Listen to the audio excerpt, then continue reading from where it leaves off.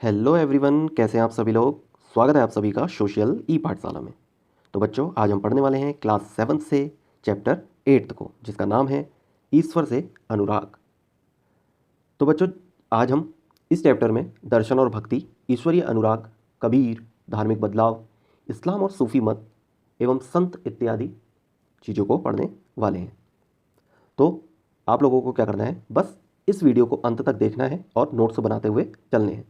आज का चैप्टर थोड़ा सा ट्विस्ट और टर्न वाला हो सकता है आपको। आप चैप्टर जितना जितना आगे बढ़ेगा शायद बोर भी होंगे, बट यकीन मानिए एग्ज़ाम पॉइंट ऑफ व्यू से ये चैप्टर बहुत ज़्यादा इंपॉर्टेंट हो जाता है। ठीक है, तो आप लोगों को क्या करना है, अपने नोट्स बनाते हुए प्रॉपर तरीके से चलने हैं। ठीक है, तो चलिए शुरू करते हैं आज के इस चैप्टर को। आपने लोगों को पूजा पाठ करते अथवा भजन कीर्तन या कव्वाली गाते या चुपचाप ईश्वर के नाम का जाप करते हुए देखा होगा।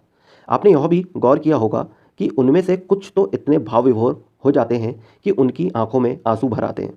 ईश्वर के प्रति ऐसा प्रेम भाव या गहरी भक्ति उन विभिन्न प्रकार के भक्ति या सूफी आंदोलनों की देन है जिनका 8वीं शताब्दी से उद्भव होने लगा। तो आपने भी अपने आसपास देखा होगा कि कई लोग ऐसे होते हैं जो बहुत ज़्यादा भक्ति में इतने लीन हो जाते हैं, तल्लीन हो जाते हैं कि वो उनकी आंखों से क्या बहने लगते हैं, आंसू बहने लगते हैं, है ना।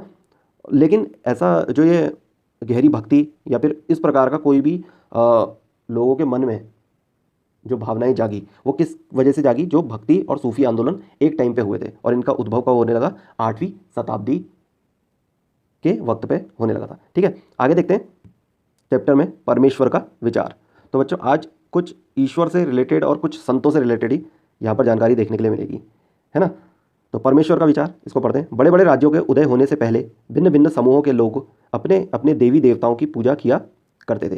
ठीक है, बड़े बड़े राज्यों के उदय होने से पहले तो भिन्न भिन्न समूह क्या करते थे, अपने अपने देवी देवताओं की पूजा करते थे। जब लोग नगरों के विकास और व्यापार तथा साम्राज्य के माध्यम से एक साथ आते गए, तब नए नए विचार विकसित होने लगे। यह बात व्यापक रूप से स्वीकार की जाने लगी कि सभी जीवधारी अच्छे तथा बुरे कर्म करते हुए जीवन मरण और पुनर्जीवन के अनंत चक्रों से गुजरते हैं। इसी प्रकार यह विचार भी गहरे बैठ गया था कि सभी व्यक्ति जन्म के समय भी एक बराबर नहीं होते हैं। यह मान्यता कि सामाजिक विशेषाधिकार किसी उच्च परिवार अथवा ऊंची जाति में पैदा होने के कारण मिलते हैं, कई पांडित्यपूर्ण ग्रंथों का विषय था। आगे देखते हैं। अनेक लोग ऐसे विचारों के कारण बेचैन थे, इसलिए वे बुद्ध तथा जैनों के उपदेशों की ओर उन्मुख हुए, जिनके अनुसार व्यक्तिगत प्रयासों से सामाजिक अंतरों को दूर किया जा सकता है और पुनर्जन्म के चक्र से छुटकारा पाया जा सकता है। कुछ अन्य लोग परमेश्वर संबंधी इस विचार से आकर्षित हुए कि यदि मनुष्य भक्ति भाव से परमेश्वर की शरण में जाए तो परमेश्वर व्यक्ति को इस बंधन से मुक्त कर सकता है। श्रीमद् भगवद गीता में व्यक्त यह विचार सामान्य सन ईस्वी सन की प्रारंभिक शताब्दी में लोकप्रिय हो गया था। विशद धार्मिक अनुष्ठानों के माध्यम से शिव, विष्णु तथा दुर्गा को परम देवी देवताओं के रूप में पूजा जाने लगा। साथ साथ भिन्न भिन्न क्षेत्रों में पूजे जाने वाले देवों एवं देवियों को शिव, विष्णु या दुर्गा का रूप माने जाने लगा। इसी प्रक्रिया में स्थानीय मिथक तथा किस्से कहानियाँ पौराणिक कथाओं के अंग बन गए। पुराणों में पूजा की जिन पद्धति की अनुशंसा की गई थी, उन्हें स्थानीय पंथों में भी अपनाया जाने लगा।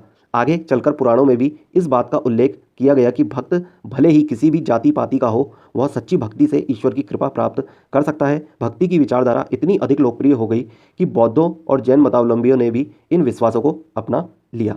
ठीक है, तो ईश्वर से अनुराग किस तरीके से हुआ, उस बारे में कैसे कैसे विचार आगे की ओर विकसित हुए, उसको यहाँ पर क्या कराया गया है, बताया गया हुआ है।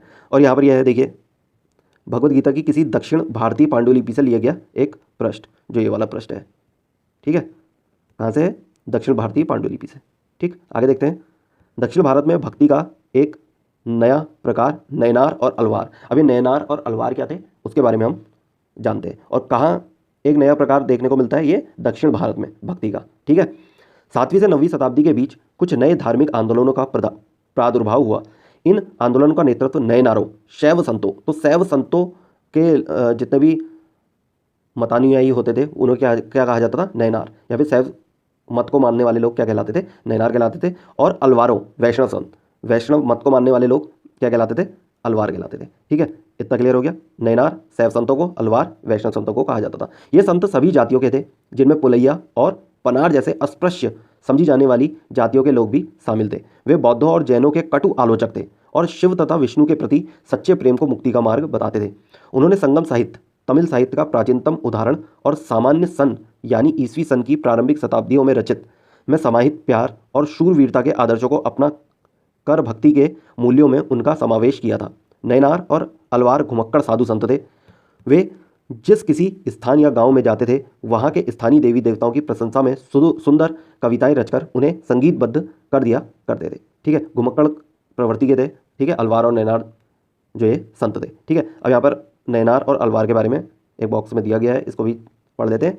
कुल मिलाकर 63 नैनार ऐसे थे जो कुम्हार, अस्पृश्य, कामगार, किसान, शिकारी, सैनिक, ब्राह्मण और मुखिया जैसी अनेक जातियों में पैदा हुए थे। उनमें सर्वाधिक प्रसिद्ध थे अपार, समंदर, सुंदरार और मणिक्कव सागार। उनके गीतों के 2 संकलन हैं, तेवरम और तिरुवाचकम। तो 2 गीतों के संकलन का नाम क्या है? तेवरम और तिरुवाचकम। ठीक है, आगे है अलवार संतों में। अलवार संत संख्या 12 थे। वे भी भिन्न भिन्न प्रकार की पृष्ठभूमि से आए थे। उनमें से सर्वाधिक प्रसिद्ध थे पेरिया अलवार, उनकी पुत्री अंडाल, टोंडर डप्पोडी अलवार और नम्मालवार। उनके गीत दिव्य प्रबंधन में संकलित है। किसमें संकलित है? दिव्य प्रबंधन में। और यहाँ किसमें संकलन था इनके गीतों का?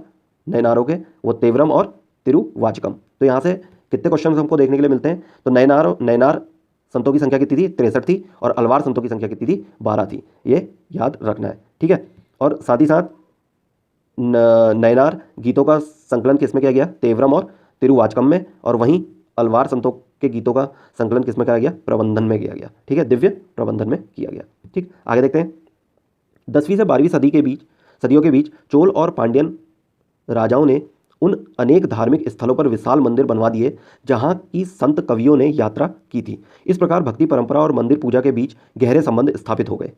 देखिए अब क्या हुआ, जहाँ जहाँ नैनार अलवार संत जाने लगे वहाँ पर राजाओं ने, जो कि चोल और पांड्य राजा थे, उन्होंने वहाँ पर मंदिर भी बना दिए। अब क्या हुआ कि भक्ति परंपरा और मंदिर पूजा में क्या हो गया?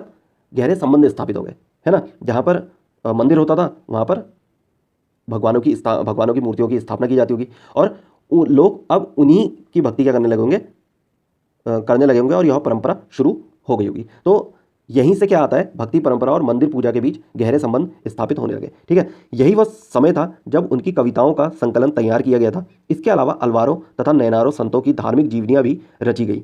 आज हम भक्ति परंपरा के इतिहास लेखन में इन जीवनियों का स्रोत के रूप में उपयोग करते हैं। आगे देखते हैं दर्शन और भक्ति। दर्शन और भक्ति को देख लेते हैं। यहाँ पर भारत के सर्वाधिक प्रभावशाली दार्शनिक में से एक शंकर का जन्म 8वीं शताब्दी में केरल प्रदेश में हुआ।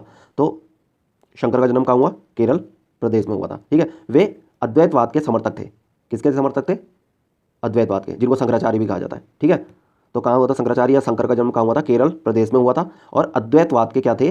समर्थक थे, जिसके अनुसार जीवात्मा और परमात्मा जो परम सत्य है दोनों एक ही हैं। उन्होंने यह शिक्षा दी कि ब्रह्मा जो एक मात्र या परम सत्य है वह निर्गुण या निराकार है। शंकर ने हमारे चारों ओर के संसार को मिथ्या या माया माना और संसार का परित्याग करने अर्थात संन्यास लेने और ब्रह्मा की सही प्रकृति को समझने और मोक्ष प्राप्त करने के लिए ज्ञान के मार्ग को अपनाने का उपदेश दिया। तो ये अद्वैतवाद के क्या थे? समर्थक थे, जिसके अंतर्गत इन्होंने यह लोगों को सुझाव दिए या फिर यह लोगों से कहा कि ब्रह्मा जो है एकमात्र परम सत्य है। ठीक है, बाकी चीज़ क्या है? इनके लिए सब चीज़ मिथ्या थी। ठीक है, जो भी हमारे चारों ओर घट रहा है, घटित हो रहा है, वो सब मिथ्या है। ठीक है, एक तरीके से। तो इन्होंने क्या करा? संसार का क्या करना चाहिए? परित्याग करना चाहिए और सन्यासी धर्म को अपना लेना चाहिए ताकि हम मोक्ष की प्राप्ति कर सकें और ज्ञान के मार्ग में क्या हो सके? आगे बढ़ सकें। ऐसा किसने कहा? शंकराचार्य ने कहा। ठीक है, आगे देखते हैं। रामानुज 11वीं शताब्दी में तमिलनाडु में पैदा हुए थे। अब कौन? रामानुज। ठीक है, 11वीं। पहले किसके बारे में पढ़ लिया? शंकराचार्य के बारे में। ठीक है, तो पॉइंट टू पॉइंट आपको नोट्स बनाते हुए चलने हैं। ठीक, रामानुज 11वीं शताब्दी में तमिलनाडु में पैदा हुए थे। वे विष्णु भक्त अलवार संतों से बहुत प्रभावित थे। तो बताया था ना, विष्णु भक्त जो होंगे वो अलवार संतों के अंतर्गत आएंगे और नैनार संतों में कौन आते थे? जो शिव भक्त होते थे। ठीक, आगे उनके अनुसार मोक्ष प्राप्त करने का उपाय विष्णु के प्रति अनन्य भक्ति भाव रखना है। अब यहाँ पर रामानुज क्या मान रहे हैं कि विष्णु के प्रति क्या रखनी चाहिए? अनन्य भक्ति भाव रखनी चाहिए, तभी जाकर के आपको क्या मिलेगा? मोक्ष प्राप्त हो सकेगा। ठीक है, वहीं शंकराचार्य क्या मान रहे थे? वो ब्रह्मा को मान रहे थे कि वही एक सब कुछ है। ठीक, आगे देखते हैं। भगवान विष्णु की कृपा दृष्टि से भक्त उनके साथ एकाकार होने का परमानंद प्राप्त कर सकता है। रामानुज ने विशिष्टाद्वैत के सिद्धांत को प्रतिपादित किया। ठीक है, विशिष्टाद्वैतवाद को। ठीक, उन्होंने अद्वैतवाद को करा था, इन्होंने विशिष्टाद्वैतवाद को करा, जिसके अनुसार आत्मा परमात्मा से जुड़ने के बाद भी अपनी अलग सत्ता बनाए रखती है। रामानुज के सिद्धांत ने भक्ति की नई धारा को बहुत प्रेरित किया, जो परवर्ती काल में उत्तरी भारत में विकसित हुई। ठीक है, रामानुज की जो भक्ति की नई धारा थी वो कहाँ पर सबसे ज़्यादा विकसित हुई, तो वो उत्तर भारत में ज़्यादा विकसित हुई। आगे देखते हैं बसवन्ना का वीर शैववाद।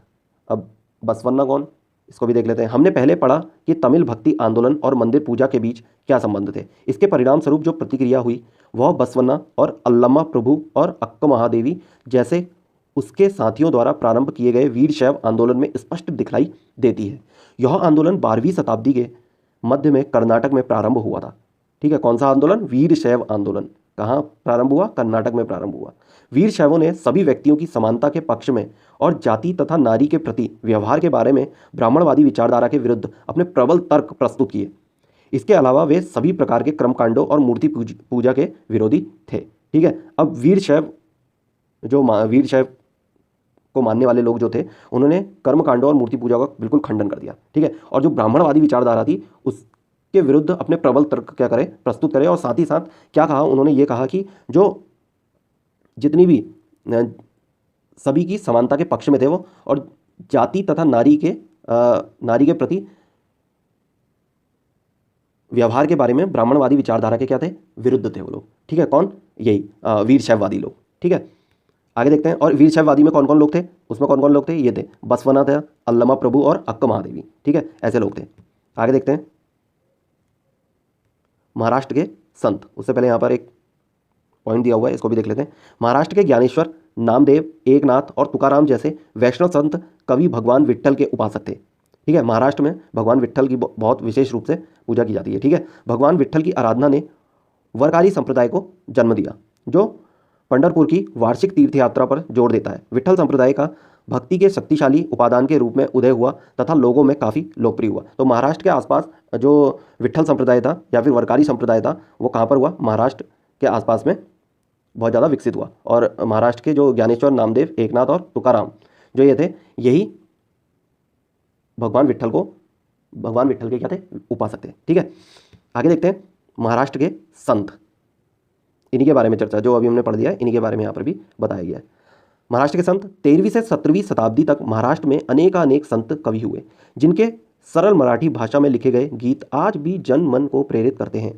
उन संतों में सबसे महत्वपूर्ण थे ज्ञानेश्वर, नामदेव, एकनाथ और तुकाराम तथा सखुबाई जैसी स्त्रियां तथा चोखा मेला का परिवार, जो अस्पृश्य समझी जाने वाली महार जाति का था। ठीक है, भक्ति की यह क्षेत्रीय परंपरा पंढरपुर में विट्ठल, विष्णु का एक रूप पर और जनमन के हृदय में विराजमान व्यक्तिगत देव ईश्वर संबंधी विचारों का केंद्रित थी।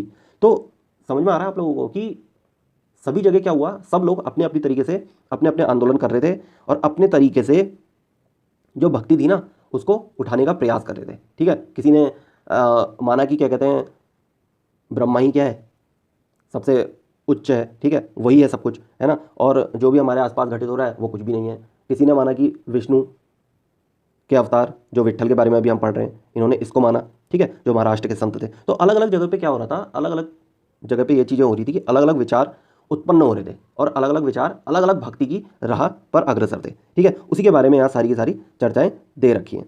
ठीक है, और सभी के अपने अपने विचार निकल करके आए और सभी के रास्ते जो हो गए भक्ति के वो अलग अलग हुए। ठीक, आगे देखते हैं। इन संत कवियों ने सभी प्रकार के कर्मकांडों, पवित्रता के ढोंगों और जन्म पर आधारित सामाजिक अंतरों का विरोध किया।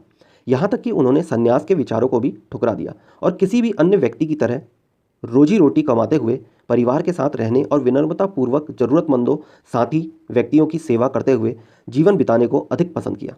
उन्होंने इस बात पर बल दिया कि असली भक्ति दूसरों के दुखों को बांट लेना है। इससे एक नए मानवतावादी विचार का उद्भव हुआ, जैसे कि सुप्रसिद्ध गुजराती संत नरसिंह मेहता ने कहा था, वैष्णव जन तो तेने कहिए, पीर पराई जाने रे। ठीक है, तो इस प्रकार विट्ठल संप्रदाय ने क्या किया, विट्ठल संप्रदाय ने अब कर्मकांडों और जो मूर्ति पूजा का तो खंडन किया ही किया इन्होंने, साथ ही साथ इन्होंने क्या कर दिया, संन्यास के विचारों को भी क्या कर दिया, ठुकरा दिया। इनका मानना ये था कि लोगों की सहायता करना, लोगों के दुखों को बांटना ही क्या होना चाहिए, एक असली भक्ति का जरिया होना चाहिए। ठीक है, तो इससे क्या हुआ, मानवतावादी, एक नई मानवतावादी विचारधारा का उद्भव हो गया। ठीक है, आगे देखते हैं। आगे यहाँ पर सामाजिक व्यवस्था पर प्रश्न चिन्ह। यह संत तुकाराम का एक अभंग मराठी भक्ति गीत है। ठीक है, जहाँ पर लिखा हुआ है, जो दीन दुखियों पीड़ितों को अपना समझता है वही संत है, क्योंकि ईश्वर उसके साथ है और वह हर एक परित्यक्त व्यक्ति को अपने दिल से लगाए रखता है। वह एक दास के साथ भी अपने पुत्र जैसा व्यवहार करता है। तुकाराम का कहना है, मैं यह कहते कहते कभी नहीं थकूंगा, ऐसा व्यक्ति स्वयं ईश्वर है। यहाँ चोखा मेला के पुत्र द्वारा रचित एक अभंग दिया जा रहा है। तुमने हमें नीची जाति का बनाया, मेरे महाप्रभु तुम स्वयं यह स्थिति स्वीकार करके तो देखो, हमें जीवन भर जूठन खानी पड़ती है, इसके लिए मेरे प्रभु तुम्हें शर्म आनी चाहिए। तुम तो हमारे घर में खा चुके हो, तुम इससे कैसे इनकार कर सकते हो। चोखा का बेटा कर्मा मेला पूछता है, तुमने मुझे ज़िंदगी क्यों दी। तो ऐसी चीज़ों में वो लोग क्या करते थे, अपनी बातों को लिख दिया करते थे। ठीक है ना, तो यहाँ पर समझ में आ रहा है कि किस तरीके से अलग अलग भक्तियों का क्या हुआ, उत्कर्ष हुआ, विकास हुआ। ठीक है, तो विठल संप्रदाय ने सारी की सारी जो भी कर्मकांड थे उनका खंडन किया, यहाँ तक कि इवन संन्यास लेने के लिए भी मना कर दिया उन्होंने, और दूसरों का जो दुख है उसी को बांटने के लिए उन्होंने कहा। ठीक है, आगे देखते हैं। नाथपंथी, सिद्ध और योगी। इस काल में अनेक ऐसे धार्मिक समूह उभरे जिन्होंने साधारण तर्क वितर्क का सहारा लेकर रूढ़िवादी धर्म के कर्मकांडों और अन्य बनावटी पहलुओं तथा समाज व्यवस्था की आलोचना की। उनमें नाथपंथी, सिद्धाचार और योगी जन उल्लेखनीय हैं। उन्होंने संसार का परित्याग करने का समर्थन किया। उनके विचार से निराकार परम सत्य का चिंतन मनन और उसके साथ एक हो जाने की अनुभूति ही मोक्ष का मार्ग है। इसके लिए उन्होंने योगासन, प्राणायाम और चिंतन मनन जैसी क्रियाओं के माध्यम से मन एवं शरीर को कठोर प्रशिक्षण देने की आवश्यकताओं पर बल दिया। ये समूह खासतौर पर नीची कही जाने वाली जातियों में बहुत लोकप्रिय हुए। उनके द्वारा की गई रूढ़िवादी धर्म की आलोचना ने भक्ति मार्गी धर्म के लिए आधार तैयार किया, जो आगे चलकर उत्तर भारत में लोकप्रिय शक्ति बना। अब देखिए यहाँ पर भी क्या हो रहा है, यहाँ पर भी एक अलग ही विचार निकल करके आ रहा है। ठीक है, अब यहाँ पर योगासन, प्राणायाम और चिंतन मनन जैसी क्रियाओं से अपने मन एवं शरीर को क्या करना है, कठोर प्रशिक्षण देने की आवश्यकता पर क्या दिया, बल दिया गया, जो कि कहाँ पर प्रसिद्ध हो गया, जो नीचे कही जाने वाली जातियाँ थी वहाँ पर बहुत ज़्यादा क्या हो गया, लोकप्रिय हो गया। ठीक है, और इन्होंने क्या किसका आधार तय कर दिया कि जो रूढ़िवादी धर्म की आलोचना थी, आलोचना ने भक्ति मार्गी धर्म के लिए क्या करा, आधार तैयार कर दिया। आगे इस्लाम और सूफी मत। संतों और सूफियों में बहुत अधिक समानता थी, यहाँ तक कि यह भी माना जाता है कि उन्होंने आपस में कई विचारों का आदान प्रदान किया और उन्होंने उन्हें अपनाया। सूफी मुसलमान रहस्यवादी थे। वे धर्म के बाहरी आडंबरों को अस्वीकार करते हुए ईश्वर के प्रति प्रेम और भक्ति तथा सभी मनुष्यों के प्रति दया भाव रखने का बल देते थे। ठीक है, बाहरी आडंबरों को क्या करते थे, वो लोग अस्वीकार करते थे और ईश्वर के प्रति प्रेम और भक्ति तथा सभी मनुष्य के प्रति दया भाव रखने पर क्या देते थे, बल देते थे। ठीक, इस्लाम ने एकेश्वरवाद यानी एक अल्लाह के प्रति पूर्ण समर्पण का दृढ़ता से प्रचार किया। 8वीं और 9वीं शताब्दी में धार्मिक विद्वानों ने पवित्र कानून शरिया और इस्लामिक धर्मशास्त्र के विभिन्न पहलुओं को विकसित किया। इस्लाम धीरे धीरे और जटिल होता गया, जबकि सूफियों ने एक अलग रास्ता दिखाया जो ईश्वर के प्रति व्यक्तिगत समर्पण पर बल दिया। सूफी लोगों ने मुस्लिम धार्मिक विद्वानों द्वारा निर्धारित विशद कर्मकांड और आचार संहिता को बहुत कुछ अस्वीकार कर दिया। वे ईश्वर के साथ ठीक उसी प्रकार जुड़े रहना चाहते थे जिस प्रकार एक प्रेमी दुनिया की परवाह किए बिना अपनी प्रियतमा के साथ जुड़े रहना चाहता है। कितनी बड़ी बात है, देखिए, है ना। जो सूफी थे वो ऐसा मानते थे। संत कवियों की तरह सूफी लोग भी अपनी भावनाओं को व्यक्त करने के लिए काव्य रचना किया करते थे। गद्य में एक विस्तृत साहित्य तथा कई किस्से कहानियां इन सूफी संतों के इर्द गिर्द विकसित हुई। मध्य एशिया के महान सूफी संतों में गज्जाली, रूमी और सादी के नाम उल्लेखनीय हैं। नाथपंथियों, सिद्धों और योगियों की तरह सूफी भी यही मानते थे कि दुनिया के प्रति अलग नजरिए अपनाने के लिए दिल को सिखाया पढ़ाया जा सकता है। उन्होंने किसी औलिया या पीर की देखरेख में जिक्र, नाम का जाप, चिंतन, समा मतलब गाना, रक्स, नृत्य, नीची चर्चा, सांस पर नियंत्रण आदि के जरिए प्रशिक्षण की विस्तृत रीतियों का विकास किया। इस प्रकार आध्यात्मिक सूफी उस्तादों की पीढ़ियों, सिलसिलाओं का प्रादुर्भाव हुआ। इनमें से हर एक सिलसिला निर्देशों व धार्मिक क्रियाओं का थोड़ा बहुत अलग तरीका अपनाती थी। ठीक है, तो इस तरीके से अब जो सूफी थे वो लोग क्या होने लग गए, अलग विचारधारा को लेकर के चलने लग गए। ठीक है, जिसके बारे में हमने यहाँ पर पढ़ लिया है। ठीक, आगे देखते हैं। अब यहाँ पर देखिए एक पॉइंट दे रखा है, इसको पढ़ लेते हैं। कश्मीर में 15वीं और 16वीं सदी में सूफीवाद के ऋषि पंथ का उदय हुआ। कहाँ पर? कश्मीर में 15वीं और 16वीं सदियों में सूफीवाद के ऋषि पंथ का क्या हुआ? उदय हुआ, ऋषि पंथ का उदय। तो क्वेश्चन पूछा जा सकता है सीधे, ऋषि पंथ का उदय कहाँ हुआ? कश्मीर में हुआ, और ये सूफीवाद से संबंधित था। ठीक है, इस पंथ की स्थापना शेख नूरुद्दीन वली, जिन्हें नंद ऋषि के नाम से भी जाना जाता है, ने की, और जिसने कश्मीर के लोगों के जीवन पर गहरा प्रभाव डाला है। ऋषि संतों को समर्पित कई स्मारक कश्मीर के कई भागों में पाए जाते हैं। तो यहाँ पर एक क्वेश्चन निकल करके आता है क्या, कश्मीर में कौन सा पंथ का उदय हुआ? तो सूफीवाद के ऋषि पंथ का हुआ, और इसी पंथ का की स्थापना किसने करी? शेख नूरुद्दीन वली ने करी थी, जिन्हें नंद ऋषि के नाम से भी जाना जाता था। ठीक है, इसे आपको क्या करना है? नोट डाउन करना है। ठीक, आगे देखते हैं। कुरान की पांडुलिपि से लिया गया एक प्रश्न, दक्कन प्रवृत्ति 15वीं शताब्दी। तो कुरान से लिया गया एक प्रश्न है। ठीक है, अब यहाँ पर एक खानका भी दे रखा है। खानका मतलब क्या होता है? सूफी संस्था जहाँ सूफी संत अक्सर रहते भी हैं। ठीक है, खानका क्या है? जहाँ पर सूफी संत अक्सर रहते हैं, या फिर सूफी संस्था। ठीक, आगे देखते हैं। 11वीं शताब्दी से अनेक सूफी जन मध्य एशिया से आकर हिंदुस्तान में बसने लगे थे। दिल्ली सल्तनत की स्थापना के साथ यह प्रक्रिया उस समय और भी मजबूत हो गई जब उपमहाद्वीपों में सर्वत्र बड़े बड़े अनेक सूफी केंद्र विकसित हो गए। तो हमने चैप्टर 3 में इस बात को पढ़ा था कि यहाँ पर सूफी मत कौन कौन से आए, कौन से उभरे। ठीक है, चिश्ती सिलसिला इन सभी सिलसिलों में सबसे अधिक प्रभावशाली था। इसमें औलियाओं की लंबी परंपरा थी, जैसे अजमेर के ख्वाजा मुइनुद्दीन चिश्ती, दिल्ली के कुतुबुद्दीन बख्तियार काकी, पंजाब के बाबा फरीद, दिल्ली के ख्वाजा निजामुद्दीन औलिया, और गुलबर्ग के बंदा नवाज गीसूदराज। ठीक है, तो क्या था सिलसिला, जो इन सभी में क्या हुआ था, सिलसिला जो था सबसे अधिक प्रभावशाली हो गया था, और जिसमें औलियाओं की एक लंबी परंपरा थी। जैसे कि यहाँ पर क्या कौन कौन से फिर से बता देता हूँ। अजमेर के ख्वाजा मुइनुद्दीन चिश्ती, दिल्ली के कुतुबुद्दीन बख्तियार काकी, पंजाब के बाबा फरीद, दिल्ली के ख्वाजा निजामुद्दीन औलिया, और गुलबर्ग के बंदा नवाज गीसूदराज। ठीक है, ये सभी क्या थे?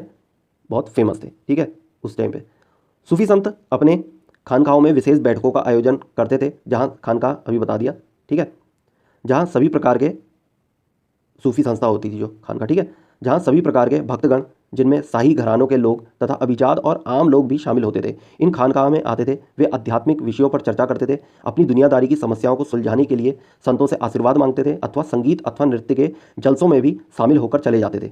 अक्सर लोग यह समझते थे कि सूफी औलियाओं के पास चमत्कारिक शक्तियाँ होती हैं, जिनसे आम लोगों को बीमारियों और तकलीफ़ों से छुटकारा मिल सकता है। सूफी संत की दरगाह एक तीर्थ स्थल बन जाता था, जहाँ सभी ईमान धर्म के लोग हजारों की संख्या में इकट्ठा होते थे। ठीक है, तो इस तरीके से क्या हुआ था, जो दरगाह थी वो किस तरीके से विकसित हुई या फिर उसने विकास किया। ठीक है, आगे देखते हैं।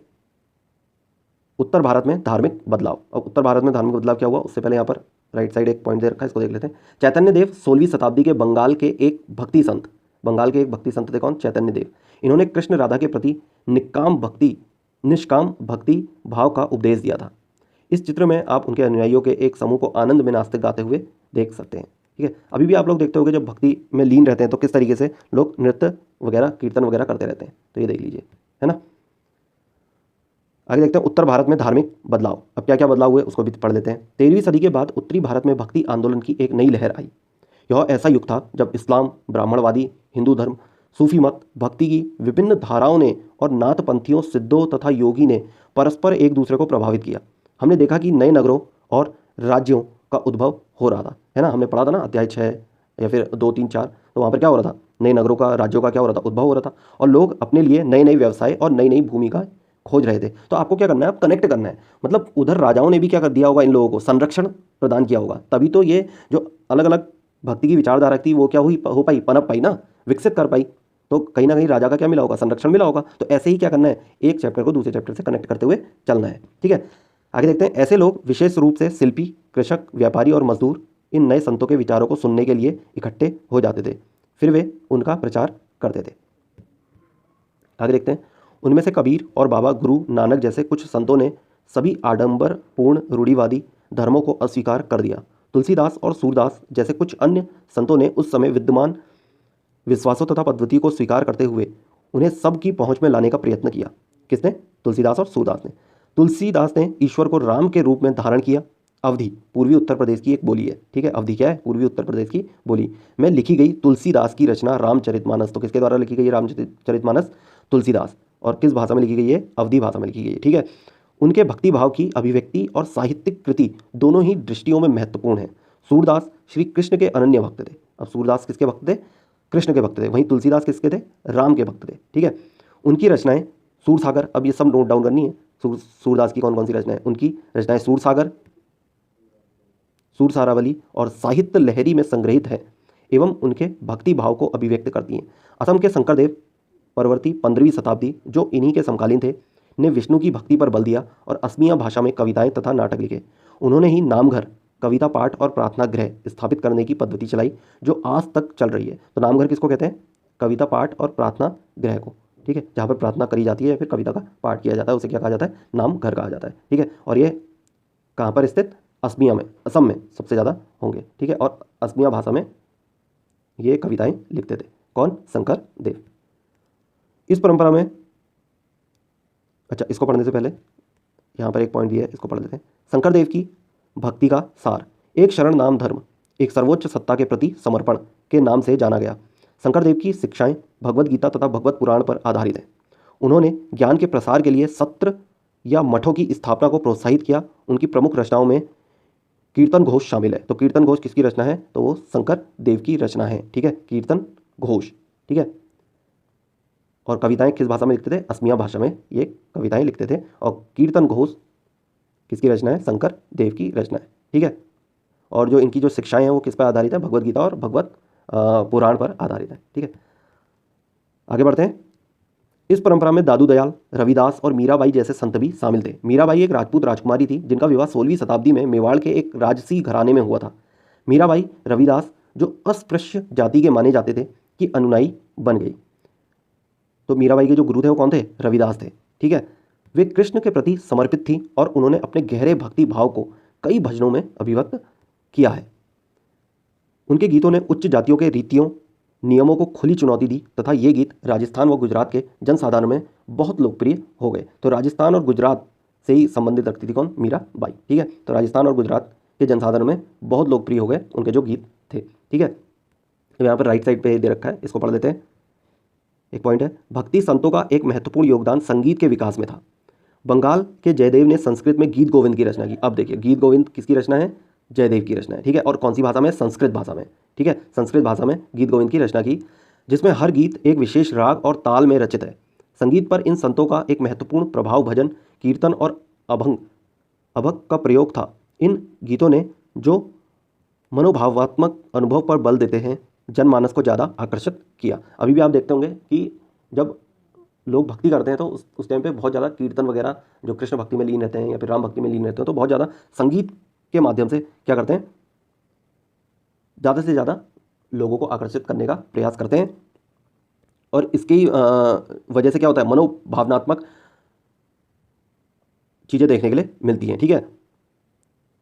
और इन्हीं गीतों की वजह से मनोभावनात्मक अनुभवों पर बल भी दिया जाता है, जिसकी वजह से लोग क्या होते हैं? आकर्षित होते हैं, ऑब्वियसली, है ना।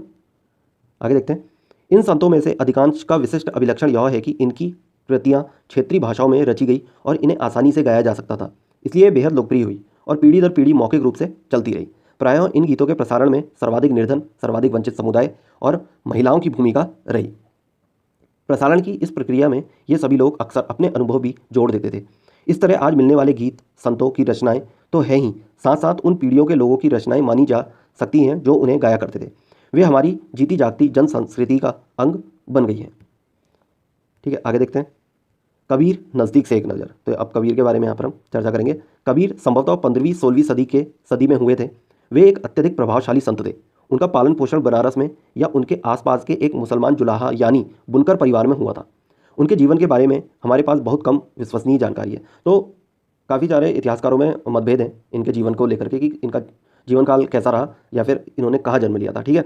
हमें उनके विचारों की जानकारी उनकी साखियों और पदों के विशाल संग्रह से मिलती है, जिनके बारे में यह कहा जाता है कि इनकी रचना तो कबीर ने की थी, परंतु ये घुमंतु भजन गायकों द्वारा गाए जाते थे।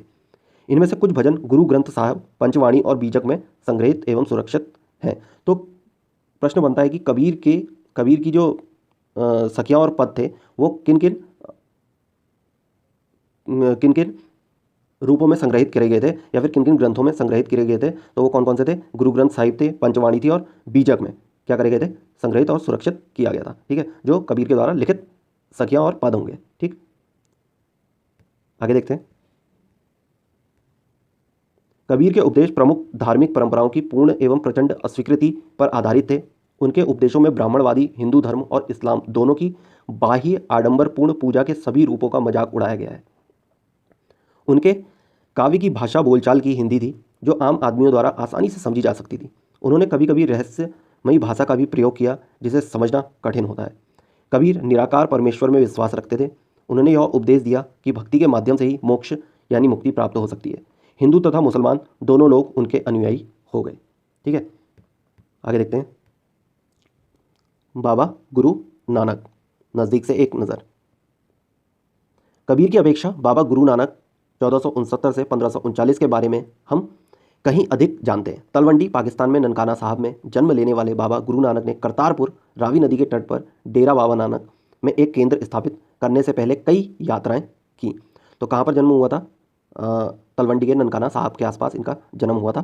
ठीक है, उन्होंने अपने अनुयायियों के लिए करतारपुर में एक नियमित उपासना पद्धति अपनाई गई थी। तो अभी हाल ही में ही आपने सुना होगा करतारपुर कॉरिडोर के बारे में, है ना? तो करतारपुर कॉरिडोर का भी क्या करा गया था? उद्घाटन किया गया था, है ना? तो वही करतारपुर की ये बात की जा रही है। ठीक है, जिसके अंतर्गत उन्हीं के शब्दों भजनों को गाया जाता था।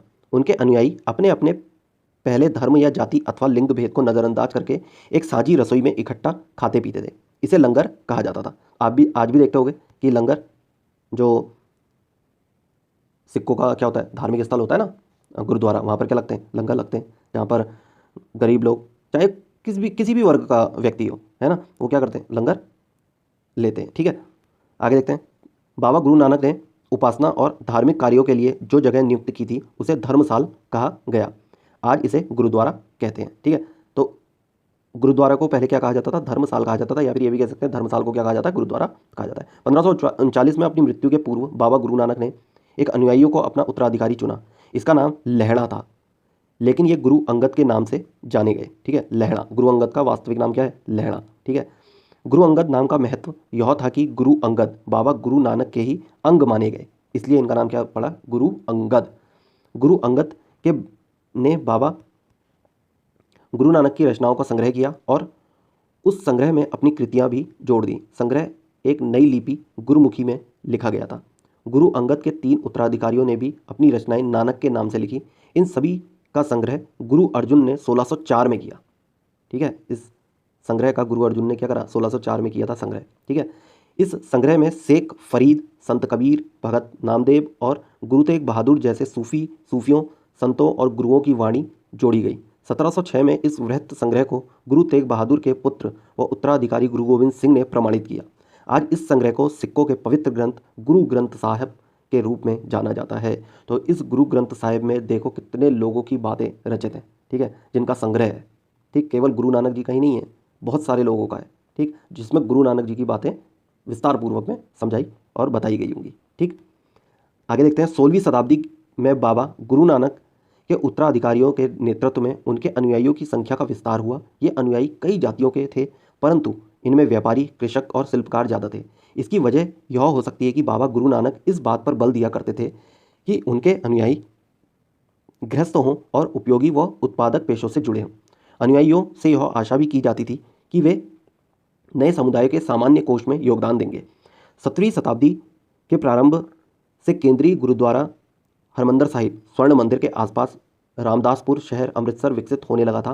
प्रशासन में यह वस्तुतः स्वायत्त था। आधुनिक इतिहासकार इस युग के सिख समुदाय को राज्य के अंतर्गत राज्य मानते हैं। मुगल सम्राट जहांगीर इस समुदाय को एक संभावित खतरा मानता था। उसने 1606 में गुरु अर्जुन को मृत्युदंड देने का आदेश दिया। 17वीं शताब्दी में सिख आंदोलन का राजनीतिकरण शुरू हो गया, जिसका दूरगामी परिणाम यह हुआ कि 1699 में गुरु गोविंद सिंह ने खालसा की संस्था का निर्माण किया।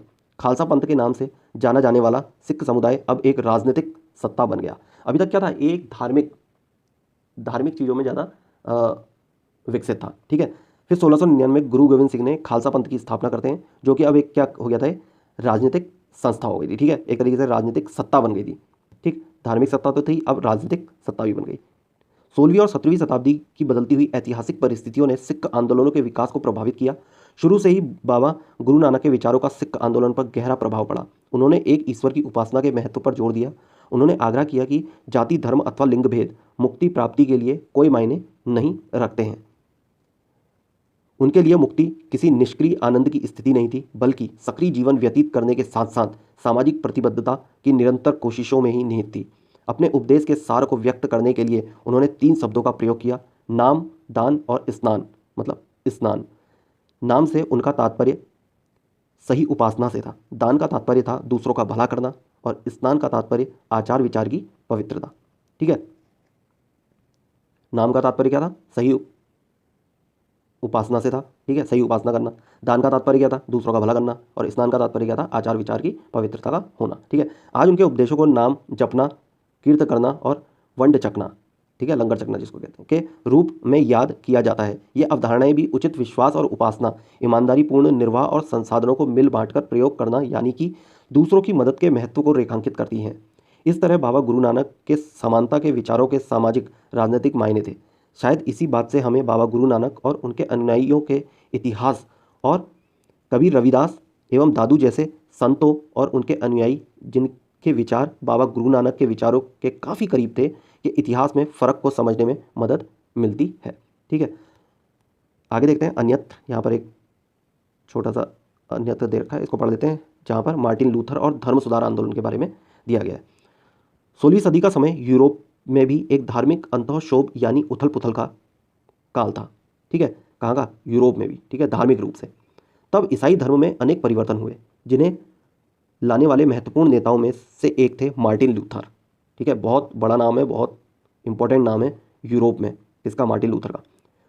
1483 से 1546 लूथर ने यह महसूस किया कि रोमन कैथोलिक चर्च के अनेक आचार व्यवहार बाइबल की शिक्षाओं के विरुद्ध जाते थे हैं, कैथोलिक चर्च के। ठीक है, लूथर ने लैटिन भाषा की बजाय आम लोगों की भाषा के प्रयोग में प्रोत्साहन दिया और बाइबल का जर्मन भाषा में क्या कर दिया, अनुवाद कर दिया। ठीक है, अनुवाद किया।